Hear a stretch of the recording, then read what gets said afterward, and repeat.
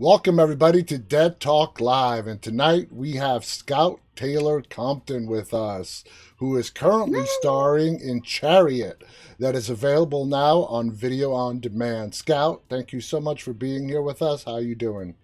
I'm doing good. Thanks for having me. Man, you don't know how long I've been trying to get you on this show. And to get you on, it is like truly awesome. I am so Oh, psyched. yay. I am. Yay. You're so cool. I've had the honor of meeting you in person, so I'm so glad that we could make this work. Me too. Me too. So let's get right to it. Chariot, Yeah. written, directed by Mr. Siegel himself. Mhm. Amazing movie. You had the most fascinating role in this movie. So let's just go back a little bit. When you booked the role, okay, what were your feelings of having to play somebody with a dual personality? Did it scare you? Were you excited? I was excited. I've always wanted to play a character like this. I've always been fascinated with like split personalities. I mean, honestly, the movie Split it's like my dream role to play. So even that I had one, I was very excited about doing it. But it's so interesting. I mean, this is just to like kind of so the audience knows. I actually the production designer was a friend of mine on another shoot that I did, and he's like, "You'd be great for this movie that I'm about to do." This guy Adam's directing it, so I literally slid into Adam's DMs, and I was like, "I heard about this movie. I want to be a part of it. It sounds really rad." And then that's kind of how it happened, which is, so you can always do that, guys. If you really are passionate about a project, Just just go like, after it. just go after it. And Adam's great. I really love him. But he gave me free range, it was originally written as Oliver being British, but he was like, well, if there's another accent that you like better, like just make Oliver your own. So it was really fun to like play around with that and find Oliver. As you've seen the interview I did with Adam, and we talked about Mm-hmm. you and your brilliant performance as that dual personality, Lauren and Oliver. Um, Now, when you got into the role, uh, you know, you just said he gave you free reign. Was there, when it came to the grumpy British person, Oliver? How did you want him to come through? I played with it actually. I was like, could he be like, does Oliver like both men and women? Is Oliver just gay? Does he just like, I like played with a lot of different ideas. And I kind of like, I kind of like had both of that in mind. I mean, unfortunately, Oliver is only in a little bit of it. I Hmm. wish we saw Oliver a little bit more because I feel like I could have done a lot more with him. But I played with so many different ideas. But I kind of made him like a bisexual, just like angry man that just never gets what he wants, which is sex. So that's kind of what I just went with. I was like, how would I feel like if I was in this position?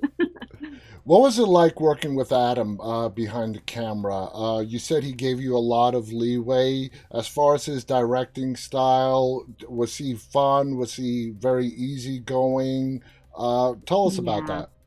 Yeah, Adam is, I mean, his writing is brilliant. Every time I read one of his scripts, I'm just blown away with like what can come out of that guy's mind. But he's just such a lax, really super smart director. And I really like that, in a director, like the giving an actor like a playground essentially. And that's really what he did. And when he gives notes, it's more just to add to your what you've already like come up with, Yeah, you know. But he's like one of the best directors I've worked with. that is so cool. Now, the horror Yeah. genre has fully embraced you. They love you. You are part of the horror family. And as I told Adam, he gave you this wonderful opportunity to step out of horror for a little bit and do this science fiction movie that I told Mhm. Adam was probably going to open up a whole bunch of doors for you. Um, Oh. Being, passionate to the core of your fan base, which is horror, and building even more fans outside of horror. How does that make you feel that Adam gave you this opportunity, the way I explained it to him, to show off your acting chops? I mean, I mean, it's an actor's dream. You know, I respect the horror community. I really do because they're so loyal, you know, Yeah, and they'll watch anything that I do, which is really, really great to have that fan base behind me. So I'm very honored that I am in the horror community, but it is a hard genre to kind of break from yeah. because it's all what people see you as. It's like, oh, well, you're a horror actress. It's like, well, actually, I mean, yeah, I can do that, but I can do a lot more. So it was really nice to have that opportunity to not die in something or kill someone, you know? Or walk away But even though I permanently missed it, scarred. exactly, exactly. Now, you have 92 credits, which is phenomenal, Right. and you're Wow. still so young, but you've got 92 credits to your name. Take us back to the beginning. How did you get into acting? What was your inspiration? And when you first began, who did you look up to? Not somebody you knew, somebody that you admired on the screen. Yeah, you know, it honestly, I was just kind of one of those kids that was like talk too much, like need like had so much energy, was super hyper. I mean, you probably can tell even by this interview. Um, so my parents were like, and I was constantly always playing dress up or making people watch me do something. So my parents heard about this, like it ended up being a scam, but they ended up hearing about this open casting. You read in front of agents and you get to meet like Mario Lopez. So I went to this thing and I just wanted to meet Mario Lopez. So they gave me a sheet of paper to read and I was like, okay, whatever, this is fun. So I did that and I booked an agent right away. Wow. There's no actors, there's nothing, there's nobody in the business in my family. So I don't know where I came from, but It I has to happened to start be born. somewhere. Yeah, exactly, exactly. But yeah, so that's how I started. And I just started right away. You know, like I said, I grew up in a mortuary, so I didn't have a lot of friends, and sets and being around adults, those were like my playground. Like Yeah. that was like my fun time, you know. Do you remember the first feature film that you did? What was it? I think I did. So the first feature, what did I do? What was the first feature that I did? I remember more of my TV. Like I used to work with Jay Leno. So every time I never booked Barbie commercials Yeah. ever. I was never that happy kid. Yeah. Um, I never booked Barbie commercials, but whenever Jay Leno would make spoof on like Barbie commercials, I would come in, Brie Larson would come in, and we would do like chewing tobacco Ken, smoking Barbie, like all these like Temptation Island Barbie. So we do all those spoofs. So that was like my first. I kind of like went into like the TV route from like Ally McBeal, then Gilmore Girls, and then Charmed. It was like kind of like one after the other. Yeah. Um, It was the start of yeah, something great. Now, of course, you booked the role of Laurie Strode. Okay, we can't yeah. go an interview without talking about that. In Rob Zombie's remake of Halloween 2007, that just put you on a whole other level when it came to your career. When you went in to audition to be Laurie Strode, Mhm. uh, walk us through what you were feeling. I mean, you knew Jamie Lee Curtis was the last one to play Laurie Strode. Obviously, those are big shoes. Did you try to fill those shoes, which is an impossible task, but try to give us a new version of Laurie? Yeah, you know, well, when I first auditioned, it was the Untitled Rob Zombie project. So I didn't know that it was Halloween. My mom had shown me Halloween when I was a kid. I Yeah, mean, mortuary father, you know, mortician father. So that was kind of horror mortician, kind of like went hand in hand. So I had no idea that it was for Halloween. And once it kind of got to like the next stages and I was meeting Rob and it was like the final testing, did I find out that it was Halloween? and bless my 17-year-old soul that I didn't realize how big of a deal that was. Honestly, if I did know how big of a deal it was, I probably would have freaked myself out. So I'm Yeah. so glad that I was like so naive and had no idea. I was like, oh, okay, Halloween. Yeah, I'll play babysitter. So thank goodness I had no idea. But then once my name got announced, I had people calling me that I hadn't heard from in years, and it was just blowing up. And I kind of started to get freaked out, and then I started to read what people were saying, and a lot of people were comparing me to the amazing Jamie Lee Curtis, and they kind of were like bashing me already, and I was really freaking out. Yeah, And I that's remember not the first fair. That's not dude, fair. oh my god, and I was 17 too. I was Yeah. like, oh no, everybody hates me in the world. But when I went on set, Rob pulled me aside and he was like, hey, he's like, I hired you for your Lori. Like, don't worry about what they're saying. Like let's kick this, let's kick this out of the park and show them what you can do. And let's make it your Lori. Don't make it anybody else's. So Exactly. luckily I had Rob, in my corner there. Now that remake, depending on, I mean, Halloween fans are everywhere. For some of them, that 2007 remake is their favorite Halloween, without a doubt. They Yeah. love it, especially the younger generation. They absolutely love it. When you did Halloween in 2000, I'm assuming you filmed it sometime in 2006 or whatever. Did you know that Rob Mhm. wanted to make a sequel? Because the rumors are, started swirling that Rob initially just wanted to make that one movie and he didn't want to do a sequel, but because of the success of the 2007 movie, he ultimately did bring you back and make a sequel. What did you know when you were doing the first one? Oh, I mean, we did not know that there was going to be a sequel at all. We just knew that we honestly didn't know that it was going to be as big of a success as it was. To be honest, I mean, Yeah. at least I didn't. I was super naive at that age, so maybe everybody else did. But I didn't know that there was going to be a sequel, so I was kind of surprised, and I was so happy to do a sequel. But yeah, no, I had no idea when we did the first one. Now, Laurie Strode, your Laurie Strode, from the first Mhm. one to the second one, it's almost like two completely different characters, as you would expect with the Yeah. trauma that your character suffered at the hands of Michael Myers. In the Mhm. second one, you've become sort of a recluse. You only have a small group of friends. It's a completely different Laurie Strode. So when you walked in to do the second one, how did you change your mindset from what Laurie Strode was in the first one that you did? I mean, you obviously wanted to show a difference.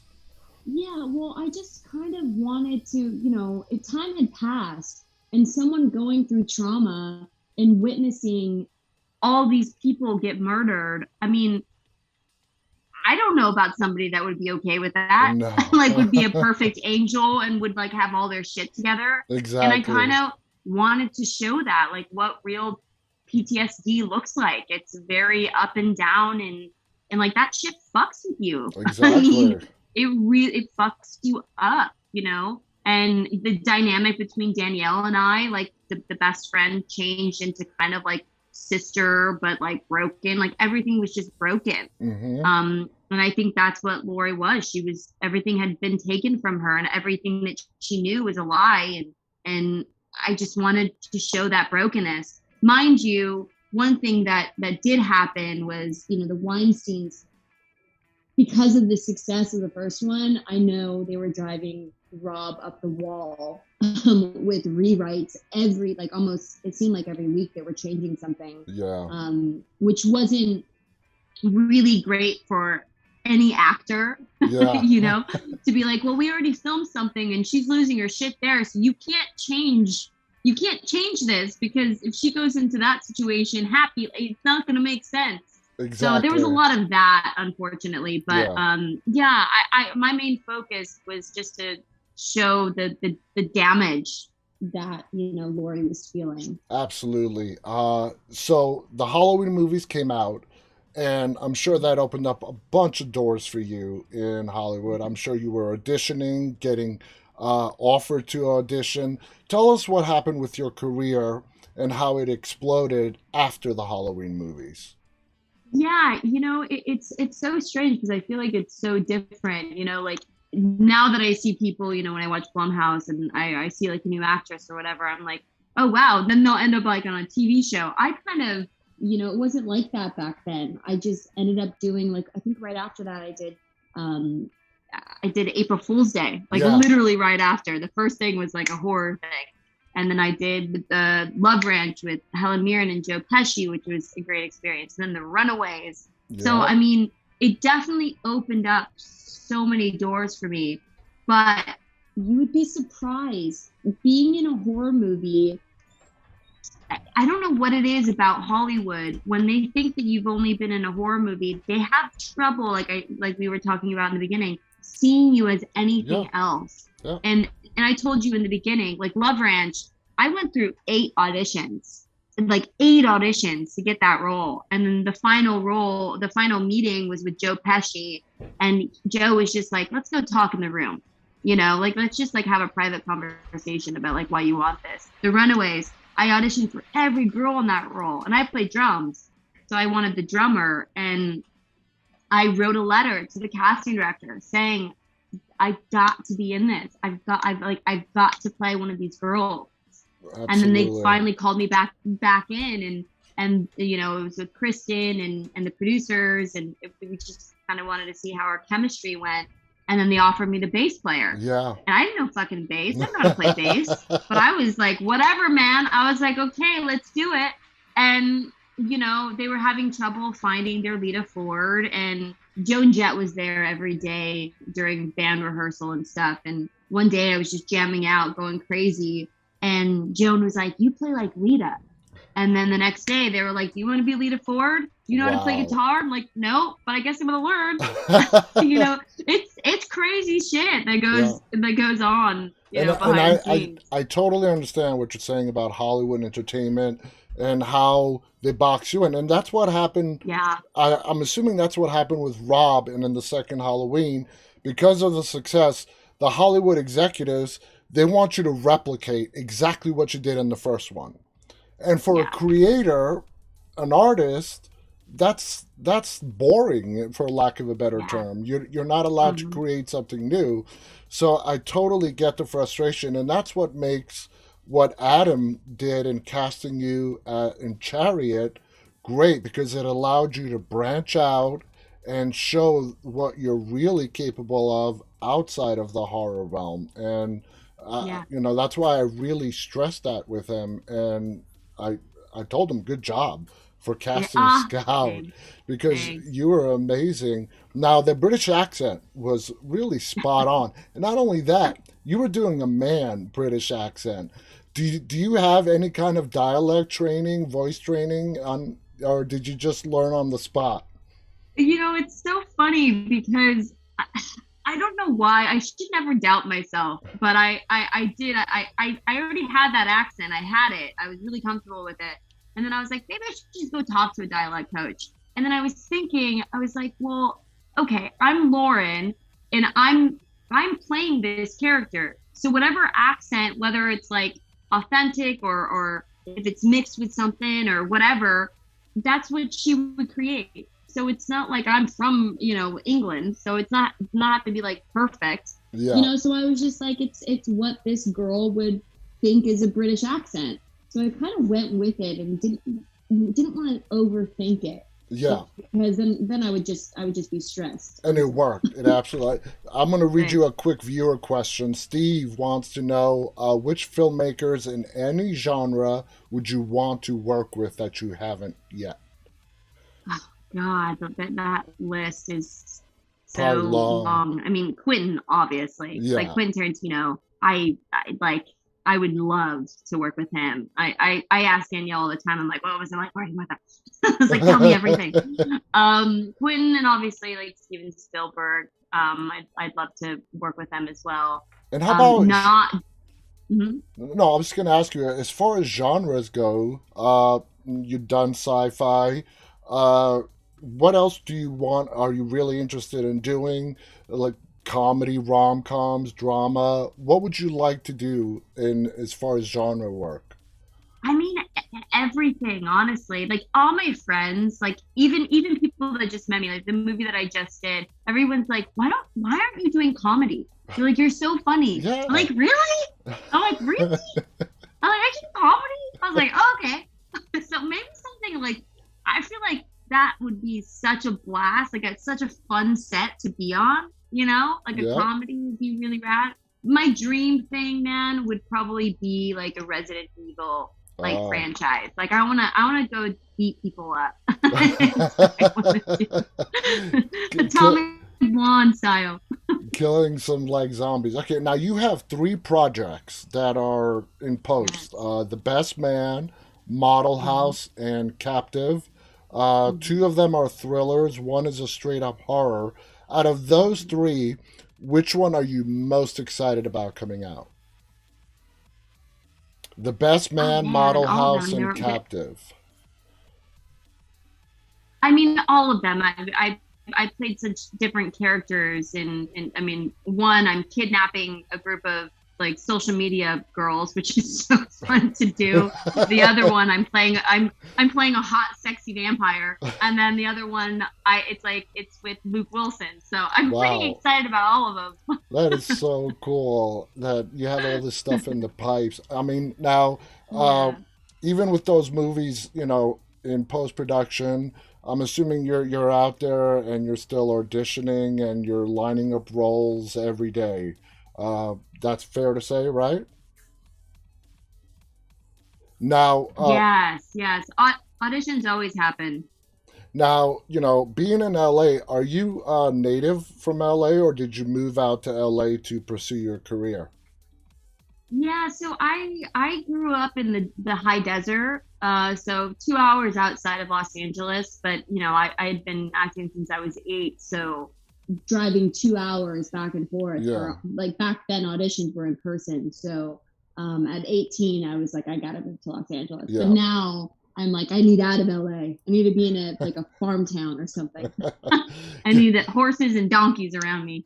Get some quietness all around you. Scout, I Yeah. want to thank you so much for coming on here and sharing some of your Oh, stories. thank You're you. great. You're really super friendly in person, too. Guys, if there's a convention that Scout is near in your hometown, you got to go out just to meet Scout. She's an amazing person. I got the pleasure of not Oh. only meeting Scout, but Tyler Maine, who played Michael Mhm. Myers in our Halloween movies. Just one last question. It seems like you and Danielle became good friends. Is that an accurate statement? Oh yeah, she's gonna be one of my bridesmaids for sure. That is so cool. Again, thank you Yeah, I so love her. much to our guest, Scout Taylor-Compton. I want to thank our audience who's tuned in live and those of you who are going to watch later on. Do you have any final thoughts you want to share before we go? No, just so speaking of Danielle, we have a podcast, Talk Scary to Me. That's It's on right, the Spotify and podcast. Oh, no, Apple. please, please. Yes. I didn't mean to gloss over that. I want to hear about that No worries. podcast. No. I want Yeah, to. no, just listen to it. What's the podcast called? It's called Talk Scary to Me. Okay. If you want to, and send questions in. It's all about sex and love. We give sex and love advice, and then we kind of end it with a true crime like a true crime like overview. So Okay. it's really fun, man. If you want to get to know us girls, definitely listen to that. How long has it been running so far? I mean, right now we have like 26 episodes in the can, which is insane because it feels like we just started it and it's growing. It's so big and like I said, the horror fans are so loyal. So thank you to everybody that is listening. Absolutely. Yeah. Like I said, you've done so much stuff, and the podcast, I knew about it, and it just went completely over my head when we started. Guys, check Yeah, there's out the too much pod. shit. Check out Scout and Danielle's podcast. Again, a big thank you to Scout for being on here tonight. Thank you to our audience. Until next time, on behalf of Scout, Taylor-Compton, and myself, stay safe and stay walking. Good night, everybody.